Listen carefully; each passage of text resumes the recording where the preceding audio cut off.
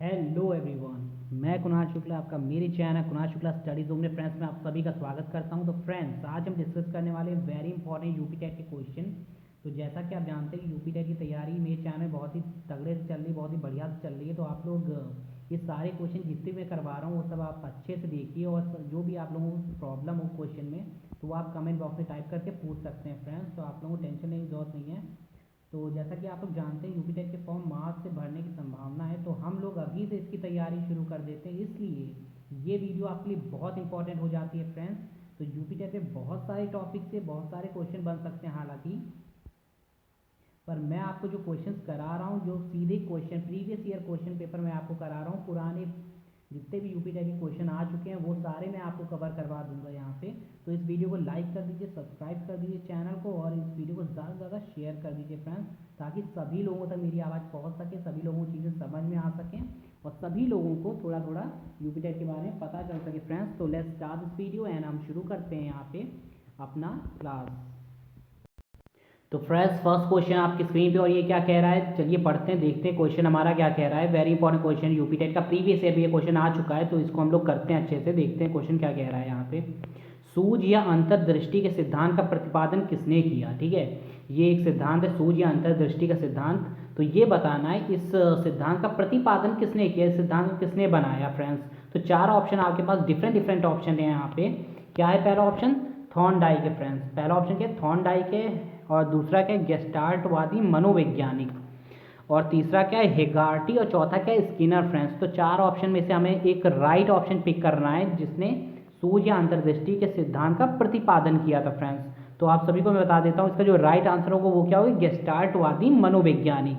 ठीक है, जो गेस्टाल्टवादी मनोवैज्ञानिक थे, इसमें कौन कौन आते हैं? इसमें आपके कोहलर आते हैं, और कौन कौन से आते हैं? कोल्टकोफ्का। ये सब क्या आते हैं? एक प्रकार के गेस्टाल्टवादी मनोवैज्ञानिक थे, और कोहलर ने ही सूझ या अंतर्दृष्टि का सिद्धांत दिया है, जैसा कि आप सभी लोग जानते हैं फ्रेंड्स। तो यहाँ से option number B is the right answer of this question. Let's move on to the next question. तो नेक्स्ट क्वेश्चन फ्रेंड्स आपके सामने, और आपको बताना है कि इसका राइट आंसर क्या हो सकता है। ठीक है, क्वेश्चन कह रहा है मैकडूगल के अनुसार प्रत्येक मूल प्रवृत्ति से संबद्ध होता है। तो मूल प्रवृत्ति से क्या चीज़ें मैकडूगल के अनुसार संबद्ध होती हैं फ्रेंड्स, ये बताना है इस क्वेश्चन में। बहुत ही टिपिकल क्वेश्चन है, और इसके ऑप्शन क्या है? पहला है संज्ञान। ठीक है, पहला आपका मतलब जो ऑप्शन है संज्ञान है, दूसरा है संवेग, तीसरा है संवेदना, चौथा है चिंतन। तो भैया इसमें क्या राइट आंसर हो सकता है? मूल प्रवृत्ति।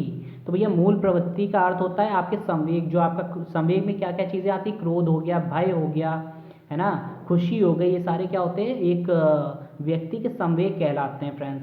तो मैकडूगल के अनुसार प्रत्येक मूल प्रवृत्ति किससे संबंधित होती है? आपके संवेग से संबंधित होती है, यानी कि option B is the right answer of this question friends. तो यहाँ से ऑप्शन नंबर बी आपका एकदम 100% करेक्ट हो जाएगा। तो बढ़ते हैं नेक्स्ट क्वेश्चन की तरफ, देखते हैं नेक्स्ट इंपॉर्टेंट क्वेश्चन क्या है हमारा। Let's see this. तो फ्रेंड्स, नेक्स्ट क्वेश्चन आपकी स्क्रीन पर है, और ये क्या कह रहा है? पूर्व अनुभव के आधार पर संवेदना को अर्थ को प्रदान करना क्या कहलाता है?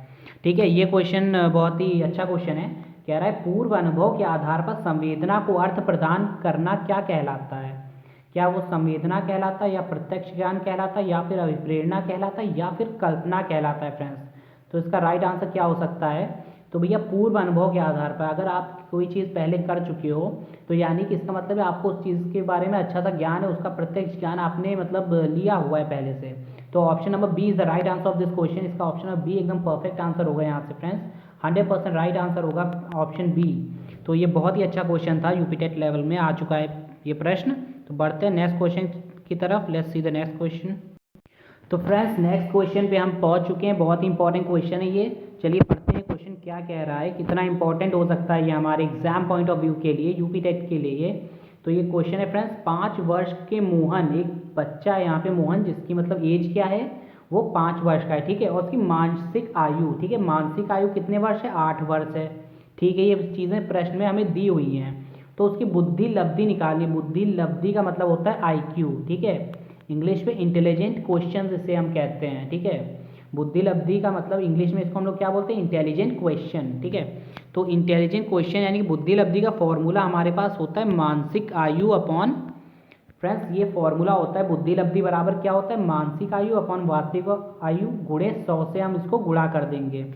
तो मानसिक आयु कितनी होती है? मानसिक आयु फ्रेंड्स हमें क्वेश्चन में दी गई थी 8 वर्ष। ठीक है, और जो वास्तविक आयु यहाँ पे थी वो कितनी थी, वो थी सिर्फ और सिर्फ 5 वर्ष। तो हम इस चीज़ को देख सकते हैं आप स्क्रीन पर। हमने क्या किया, सिर्फ क्वेश्चन से चीज़ें यहाँ पे हमने पुट कर दी। मानसिक आयु 8 वर्ष और इसकी जो वास्तविक आयु थी वो थी 5 वर्ष, और उसको हमने 100 से गुणा कर दिया। फिर इसको हम लोग सॉल्व करेंगे, कितना आएगा, 5 टू द 10 20 में जाएगा, तो इसको 8 से गुणा करेंगे तो 160 आ जाएगा फ्रेंड्स। तो इसकी बुद्धि लब्धि कितनी हो जाएगी, 160। तो यहाँ से हम लोग इस तरह की चीज़ों को सॉल्व कर सकते हैं बहुत ही आसानी से।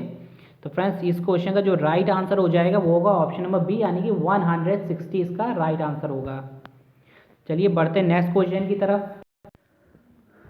तो फ्रेंड्स हम लोग नेक्स्ट क्वेश्चन पे आ गए हैं। बहुत इंपॉर्टेंट क्वेश्चन है यहाँ पे। क्या कह रहा है, कौन सा बुद्धि लब्धि स्तर मंद बुद्धि वाले बच्चों का प्रशिक्षण योग्य बुद्धि लब्धि स्तर कहलाता है। ठीक है, क्वेश्चन कह रहा है कौन सा बुद्धि लब्धि स्तर यहाँ पे मंद बुद्धि वाले बच्चों का प्रशिक्षण योग्य स्तर कहलाता है। मतलब जो मंद बुद्धि वाले बच्चे होते हैं वो किस रेंज में आते हैं, मतलब ठीक है किस रेंज में आते हैं। ये क्वेश्चन बहुत ही इंपॉर्टेंट क्वेश्चन है, बहुत ही तगड़ा क्वेश्चन है यूपी टेट लेवल का। इसको हार्ड में आप हार्ड क्वेश्चन भी कह सकते हो इसको, क्योंकि जिसको नहीं पता है चीज़ें, जिसने मतलब आईक्यू के बारे में, बुद्धि लब्धि के बारे में ज़्यादा नहीं पढ़ा है, वो ये क्वेश्चन उसके बस का ही नहीं है। पहली बात तो वो हल सॉल्व ही नहीं कर पाएगा। तो ऑप्शन देखते हैं हमारे पास क्या क्या ऑप्शन है यहाँ पे। 70 टू 79 मंद बुद्धि वाले बच्चे आएंगे इसमें, या फिर 50 टू 69 के रेंज में आएंगे, नहीं भैया, या फिर 36 टू 49 के बीच में, या फिर 35 से कम। तो भैया मंद बुद्धि वाले बच्चों की जो रेंज होती है वो मैं आप लोगों को बता रहा हूँ, आप लोग दिमाग में फीड कर लीजिए, बहुत ही अच्छे से समझिएगा। जो मंद बुद्धि वाले बच्चे होते हैं वो किस रेंज में आते हैं, 35 टू 50 भी आप यहाँ पे कह सकते हो। ठीक है, 35 टू 50 भी आप लोग यहाँ पे कह सकते हो, या फिर ऑप्शन में क्या दिया है इसके लगभग 36 से लेके 49 तक। ठीक है, 36 टू 49 वाले जो रेंज के बच्चे होते हैं बुद्धि लब्धि वाले, वो किस में आते हैं, वो मंद बुद्धि वाले बच्चों की श्रेणी में आते हैं। तो यहाँ से ये क्वेश्चन बहुत ही आसानी से आप लोग समझ सकते हो चीज़ें। बहुत ही बढ़िया क्वेश्चन था, बहुत ही मतलब हाई लेवल का क्वेश्चन था, और कितनी आसानी से हो गया ये क्वेश्चन फ्रेंड्स। तो इस तरीके से आप सॉल्व करोगे चीज़ों को, अच्छे से पढ़ते चलिए। इस वीडियो को लाइक कर दीजिए, अगर वीडियो आपको अच्छी लग रही हो ज़रूर लाइक करिए इस वीडियो को, और शेयर करिए अपने सारे फ्रेंड्स में। तो हम देखते हैं नेक्स्ट क्वेश्चन। तो भैया नेक्स्ट क्वेश्चन की तरफ जाने से पहले हम लोग कुछ इंपॉर्टेंट चीज़ें यहाँ से पढ़ लेते हैं और उनको देख लेते हैं, क्योंकि ये भी एग्जाम पॉइंट ऑफ व्यू से बहुत ही ज़्यादा ज़रूरी हो जाता है यहाँ पे। क्या कह रहा है, टर्मन ने 1916, ठीक है, ये डेट आप लोग याद रखिएगा, 1916। ठीक है, टर्मन ने एक साइंटिस्ट हैं, जो मनोवैज्ञानिक आप कह लो, शिक्षा शास्त्री कह लो, कुछ भी कह लो। टर्मन ने 1916 के स्टैनफोर्ड ने परीक्षण के साथ बुद्धि लब्धि के वितरण की तालिका इस प्रकार तैयार की। ठीक है, इन्होंने बुद्धि लब्धि के वितरण की तालिका बनाई थी, वो तालिका आपके सामने है यहाँ पे, ये तालिका थी वो, उसको हम लोग पढ़ लेते हैं कि भैया कितने बुद्धि लब्धि, जो रेंज होती है बुद्धि लब्धि की, वो किस वर्ग के बालकों के लिए उपयुक्त है फ्रेंड्स।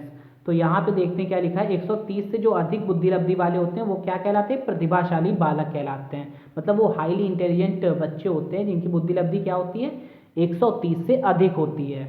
और जो 121 से 130 के बीच में आते हैं वो प्रखर बुद्धि वाले होते हैं। ठीक है, वो सिर्फ इंटेलिजेंट वाले होते हैं जो 120 से 130 के बीच में आते हैं।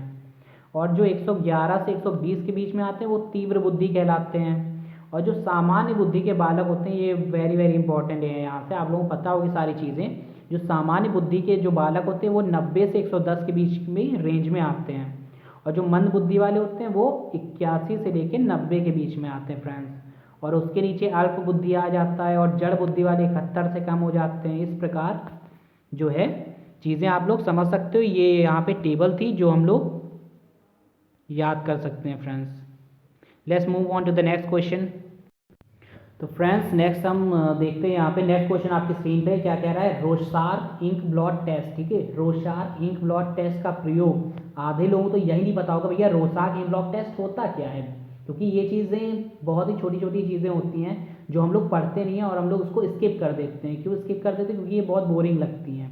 लेकिन यहाँ पे हम लोग सारी चीज़ें, छोटी छोटी चीज़ें यहाँ पे सारी चीज़ें यहाँ से अच्छे से समझनी है। तो देखते हैं ये होता क्या है। रोशार्क इंक ब्लॉट टेस्ट का प्रयोग निम्न में से किसके मापन हेतु किया जाता है।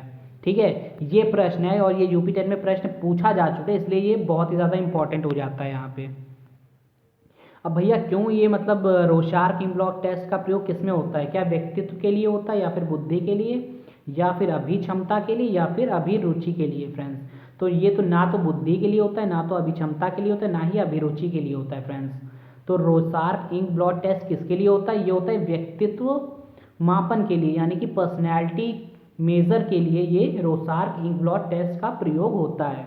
तो ये क्वेश्चन वेरी वेरी इंपॉर्टेंट यहाँ से हो जाता है फ्रेंड्स। सारे क्वेश्चन मैं यहाँ पे वेरी वेरी इंपॉर्टेंट करवा रहा हूँ, तो आप लोग बने रहिए। इस वीडियो को फटाक से लाइक कर दीजिए, और अभी फटाक से लाइक कर दीजिए फ्रेंड्स, और अपने फ्रेंड्स में शेयर ज़रूर कर दीजिएगा। बढ़ते नेक्स्ट क्वेश्चन की तरफ। Let's see the next question. तो नेक्स्ट इंपॉर्टेंट क्वेश्चन फ्रेंड्स आपके सामने है, और ये क्या कह रहा है? निम्न में से कौन सा विस्मृति का कारण नहीं है? विस्मृति का मतलब अर्थ है यहाँ पे, बहुत से लोगों को तो इसका अर्थ भी नहीं पता होगा, विस्मृति का अर्थ। ठीक है, विस्मृति मतलब कई बार चीज़ें हम लोग भूल जाते हैं। ठीक है, तो उसको हम लोग क्या बोलते हैं? वो चीज़ें किसके अंतर्गत आती हैं? वो विस्मृति के अंतर्गत आती हैं। ठीक है, तो यहाँ पे हमें बताना है निम्न में से कौन सी चीज़ें विस्मृति का कारण नहीं है। तो यहाँ पे नहीं है पूछा है। ठीक है, तो कई बार हम लोग कंफ्यूज हो जाते हैं, पूरा क्वेश्चन ही पढ़ते हैं और चीज़ों को गलत कर बैठते हैं, तो यहाँ पे ये नहीं करना है हमें। तो देखते हैं ऑप्शन में क्या क्या दिया गया। सीखने में कमी, तो ये तो भैया कारण है। जब आप कुछ चीज़ें नहीं सीख पाते हो तो वहाँ पे क्या होता है? सीखने में कमी रह जाती है, तो वो विस्मृति का कारण बन जाता है। लेकिन यहाँ पे हमें नहीं वाला ऑप्शन टिक करना है। ठीक है, स्मरण करने की इच्छा, ये तो भैया विस्मृति का कारण नहीं है, ये तो बिल्कुल राइट ऑप्शन है। तो यहाँ पे option number B is the right answer of this question. 100% right answer है फ्रेंड्स यहाँ से। तो बढ़ते हम लोग नेक्स्ट क्वेश्चन की तरफ, देखते हैं नेक्स्ट इंपॉर्टेंट क्वेश्चन। तो फ्रेंड्स नेक्स्ट क्वेश्चन आपकी स्क्रीन पे, और ये क्वेश्चन बहुत ही अच्छा है क्योंकि ये साइंस और मैथ्स का मिला जुला क्वेश्चन है। तो यहाँ से आप लोग चीज़ें सीख सकते हो कि भैया बाल विकास में कहीं से भी क्वेश्चन आ सकते हैं, साइंस से भी क्वेश्चन आ सकते हैं और मैथ्स से भी क्वेश्चन आ सकते हैं। ठीक है, तो क्वेश्चन पढ़ते हैं, देखते हैं क्वेश्चन कितना अच्छा क्वेश्चन है। ये पूछा गया है यूपी टेट में, ये आ चुका है। वह विज्ञान जो संख्यात्मक प्रदत्त को एकत्र करने, विभाजित करने, प्रस्तुत करने, तुलना करने और व्याख्या करने की विधि से संबंधित है, क्या कहलाता है? ठीक है, ये चीज़ हमें बतानी है। तो वो ऐसा विज्ञान क्या कहलाता है जिसमें हम लोग चीज़ों को प्रस्तुत करते हैं, रिप्रेजेंट करते हैं, तुलना करते हैं यानी कि कंपेयर करते हैं चीज़ों को, और उसमें व्याख्या करते हैं यानी कि उस चीज़ों को डीपली एक्सप्लेनेशन भी करते हैं। तो ऐसा विज्ञान क्या कहलाता है? क्या वो सांख्यिकी कहलाता है, या फिर गणित कहलाता है, या फिर ज्यामिति कहलाता है, या फिर संभाव्यता कहलाता है फ्रेंड्स? तो ये सारी चीज़ें क्या होती हैं मैं आपको बता दूँ। सांख्यिकी का मतलब होता है स्टैटिस्टिक, आपने पढ़ा होगा इंटर लेवल में स्टैटिस्टिक। ठीक है, और ये संभाव्यता यानी कि प्रोबेबिलिटी हो गया, और ये ज्यामिति मतलब ज्योमेट्री हो गया। ठीक है, तो ये सारी चीज़ें। तो लेकिन आप लोग किस में जो आंकड़े होते हैं आपके, जो संख्यात्मक प्रदत्त यानी कि जो संख्यात्मक आंकड़े होते हैं, उसमें जो आप लोग चीज़ों को प्रस्तुत करते हो, तुलना करते हो, किस में करते हो? तो भैया वो सांख्यिकी में करते हो, यानी कि स्टैटिस्टिक में ये सारी चीज़ें आप लोग आंकड़ों का क्या करते हो? रिप्रेजेंटेशन करते हो। तो option number A is the right answer of this question. Option number A यहाँ पे एकदम करेक्ट आंसर हो जाएगा यहाँ से। Let's move on to the next question. तो फ्रेंड्स लास्ट क्वेश्चन आज का आपके सामने है, और ये क्वेश्चन क्या है, चलिए पढ़ लेते हैं इस क्वेश्चन को। पिछड़े बच्चों के लिए जो शैक्षिक लब्धि की अवधारणा किसने दी है? ठीक है, जो पिछड़े बच्चे होते हैं, पिछड़े बालक होते हैं, चाहे वो शारीरिक हो या फिर मंदबुद्धि बालक हो, वैसे बालक बालक कहलाते हैं, पिछड़े बच्चे कहलाते हैं। तो पिछड़े बच्चों के लिए शैक्षिक लब्धि की अवधारणा किसने दी है? किस साइंटिस्ट ने दी है? किस मनोवैज्ञानिक ने दी है? ऑप्शन आपके पास 4 हैं। पहला है गॉर्डन, दूसरा है बर्टन हॉल, तीसरा है शोनेल, चौथा है सिरिल बर्ड। तो भैया इसका जो राइट आंसर हो जाएगा फ्रेंड्स, मैं आपको सभी को बता देना चाहता हूँ, पिछड़े बच्चों के लिए जो शैक्षिक लब्धि की अवधारणा किसने दी थी? वो थे सिरिल बर्ड। सिरिल बर्ड ने क्या किया था? पिछड़े बच्चों के लिए शैक्षिक लब्धि की अवधारणाएं दी थी फ्रेंड्स। तो ये क्वेश्चन वेरी वेरी इंपॉर्टेंट हो जाता है UP TET point of view से। तो इसको आप लोग लिख लीजिए, कहीं नोट डाउन कर लीजिए सारी चीज़ें, क्योंकि ये सारी चीज़ें पेपर में आ चुकी हैं और आपके लिए बहुत बहुत इंपॉर्टेंट हैं। ठीक है, तो फ्रेंड्स एक क्वेश्चन मैं आप लोगों को देना चाहता हूँ, और आप लोग कमेंट बॉक्स में टाइप करके बताइएगा कि आपका जो राइट आंसर है वो क्या हो सकता है आपके हिसाब से। तो फ्रेंड्स ये क्वेश्चन मैं आप लोगों को दे रहा हूँ, तो आप लोग अगर इस क्वेश्चन को आप लोग सॉल्व करिए और बताइए इस क्वेश्चन का राइट आंसर क्या होगा। निम्न में से कौन सा एक उत्तम परीक्षण की विशेषताओं से भिन्न है? ठीक है, ये क्वेश्चन आपके लिए है, ये क्वेश्चन सिर्फ और सिर्फ आपके लिए। आप लोग बताइएगा इसका कौन सा ऑप्शन सही होगा आपके हिसाब से फ्रेंड्स, जितने लोग भी ये वीडियो देख रहे हैं।